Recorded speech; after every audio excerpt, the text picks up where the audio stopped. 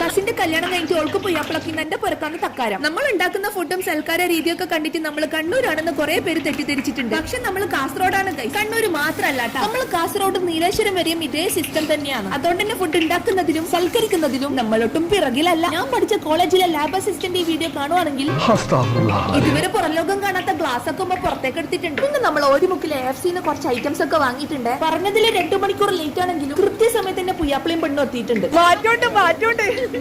അങ്ങനെ വെൽക്കം ഡ്രിങ്കും കൊടുത്തു. വിശേഷ അവസരങ്ങളിൽ മാത്രം തുറക്കപ്പെടുന്ന എന്റെ ബെഡ്റൂമിലേക്കാണ് എല്ലാരും കൊണ്ടുപോയി. ഇവിടെയാണെങ്കിൽ ഒരാൾ എല്ലാവരുടെയും അൺഎക്സ്പെക്ടഡ് ക്ലിക്ക് എടുക്കുന്ന തിരക്കിലാണ്. ഇനി ഒട്ടും വൈകിപ്പിക്കണ്ടെന്നും പറഞ്ഞിട്ട് നമ്മളെ പരിപാടിയിലേക്ക് അങ്ങ് കടന്നിട്ടുണ്ട്. ഉണ്ടാക്കുന്നതിൽ വെച്ചിട്ട് ഇതാണ് എന്റെ സിഗ്നേച്ചർ ഐറ്റം. ഫുഡൊക്കെ കണ്ടിട്ട് എന്റെ മോന്റെ കിളി അങ്ങ് പോയിട്ടുണ്ട്. ഉണ്ടാക്കി വെച്ച ഫുഡ് കൊണ്ടേക്കണമെങ്കിൽ ഇവളെന്നെ വേണം. അങ്ങനെ താന്ന് പറയുമ്പോഴത്തേക്ക് ഫുഡൊക്കെ വെച്ചിട്ട് നമ്മളെ ടേബിൾ അങ്ങ് സെറ്റ് ആക്കിയിട്ടുണ്ട്. നേരം വെളുക്കുമ്പോൾ മുതൽ കഷ്ടപ്പെട്ടുണ്ടാക്കിയ ഫുഡൊക്കെ ഇങ്ങനെ സെറ്റ് ആക്കിയിട്ട് കാണുമ്പോൾ ഒരു സാറ്റിസ്ഫാക്ഷൻ. നമുക്ക് സാറ്റിസ്ഫാക്ഷൻ ആണെങ്കിൽ ഇവര്